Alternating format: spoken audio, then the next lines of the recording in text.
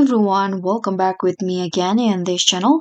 On today's tutorial, I'm going to show you how you can easily transform your Windows 11 PC or laptop into a mobile hotspot. So if you want to share your internet with others, you can easily do so in your laptop.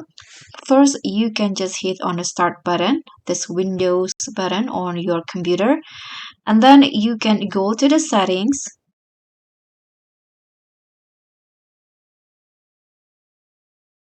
Then in here, just tap on the network and internet options.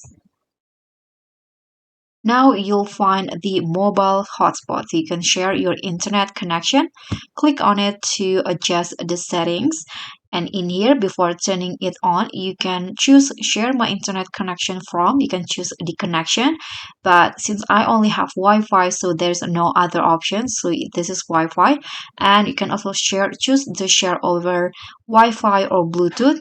I'm going to go with Wi-Fi, and you can also adjust the network properties if you want to in here.